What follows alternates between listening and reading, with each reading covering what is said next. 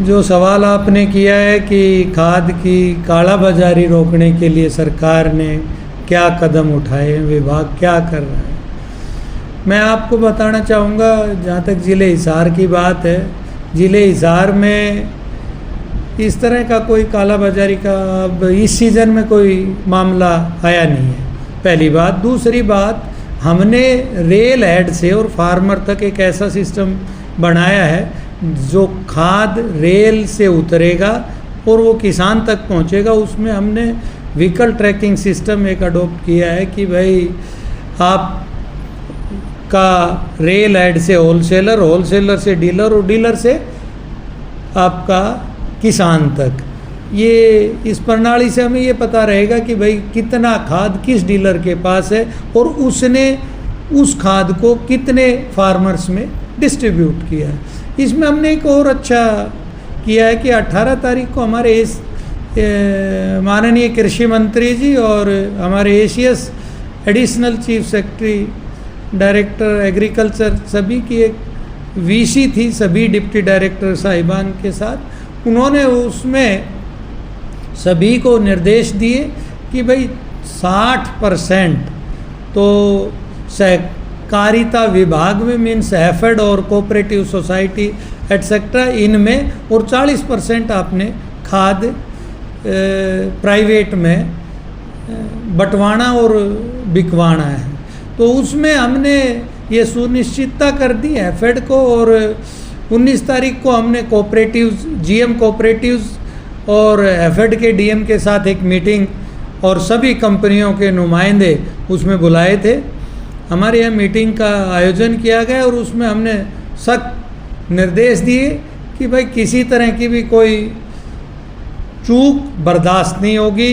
Number 1 बात कि आपने सभी कंपनियों ने 60% कोऑपरेटिव्स में और सरकारी में देना है। नंबर 2, किसी भी कंपनी की किसी तरह की भी टैगिंग बर्दाश्त नहीं होगी। आप इसमें किसी तरह की कोई टैगिंग नहीं करेगा।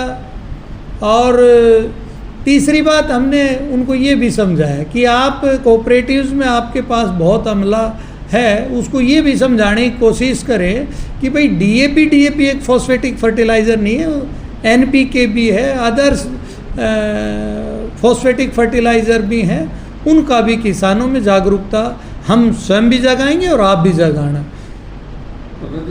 जो आपकी बात जो खाद सरकार ने कर रजिस्टर्ड किसान होगा उसी को ही मिल पाएगा। तो हाँ, ये सत्य है। ये ट्रायल प्रोजेक्ट हमने कृषि विभाग ने शायद एक तो महेंद्रगढ़ जिला, एक पिछले साल शायद पंचकुला में भी किया था। तो जो फार्मर एमएफएमबी पे रजिस्टर करवाएगा अपना रकबा और फसल, उसको उस रकबे और उस फसल के अनुसार वहाँ मिलने लग रहा है। हमारा ज़िले में हो सकता है अगले सीज़न में शुरू हो जाए या अगले सत्र में शुरू हो जाए, ये सब जगह। इससे 2 बड़े अच्छे फ़ायदे होंगे। एक तो किसान जो धुआंधार अपनी मनमर्जी से नाइट्रोजन फर्टिलाइज़र्स का यूज़ करता है वो रुक जाएगा।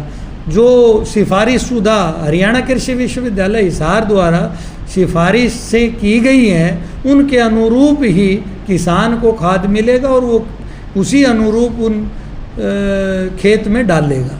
इसका बहुत बड़ा फ़ायदा होगा। तो सर, क्या आपकी बात पूरी पर्याप्त मात्रा में किसानों को खाद मिल पाएगा? हाँ, मैं आपके माध्यम से सभी किसानों को संदेश देना चाहूँगा, उनको बताना चाहूँगा कि किसी तरह के भी खाद की कोई कमी नहीं रहेगी। आप जहाँ तक यूरिया की बात है, मैं आपको बताना चाहूँगा हिसार ज़िले में लगभग 40,000 मेट्रिक टन खाद आ चुका है अब तक, जो कि पिछले वर्षों की निस्बत कुछ ज़्यादा ही है। और जहाँ तक डीएपी की बात है, डीएपी लगभग 7,000 MT आ गया है। इसी तरह एनपीके भी है और दूसरे फॉस्फेटिक फर्टिलाइज़र भी हैं। तो अब तक खाद की आपने भी महसूस किया होगा कि ऐसी कोई किल्लत नहीं है। जहाँ तक मेरे हिसार ज़िले की बात है तो इसमें खाद की कोई किसी तरह की किल्लत नहीं है। मैं आपको इसके साथ साथ एक बात और बताना चाहूँगा कि जो हमारा ट्रैकिंग सिस्टम है उसमें पोस मशीन मैंने निवेदन किया था सभी, हमने 2 मीटिंग की हैं सहकारिता के साथ, अलग से की है 22 तारीख को। वहाँ पोस मशीन में खाद स्टैंड करता है और उनके पास फिजिकली वो खाद अवेलेबल है नहीं, तो मैंने सभी को निर्देश दिए कि आप अपनी पोस मशीन में शून्य नील करना सुनिश्चित करें।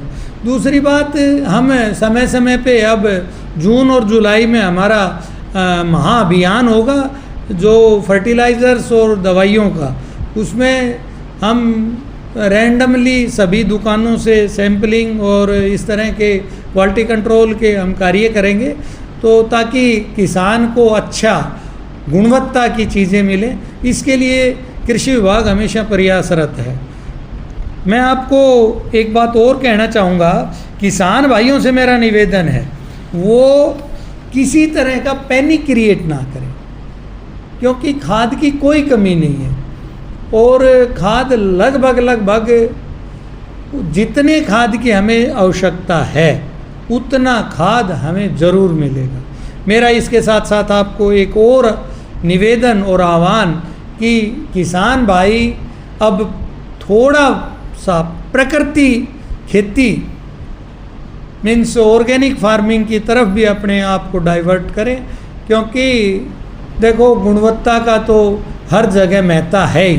तो मेरा किसान भाइयों से भी निवेदन है कि आप इस ओर अपना रुझान करें। इसमें विभाग द्वारा अनेकों तरह की सिफारिशें और अनेकों तरह के अनुदान हैं, तो आप उनका भी लाभ लें और प्रकृति खेती को अपनाएं। धन्यवाद।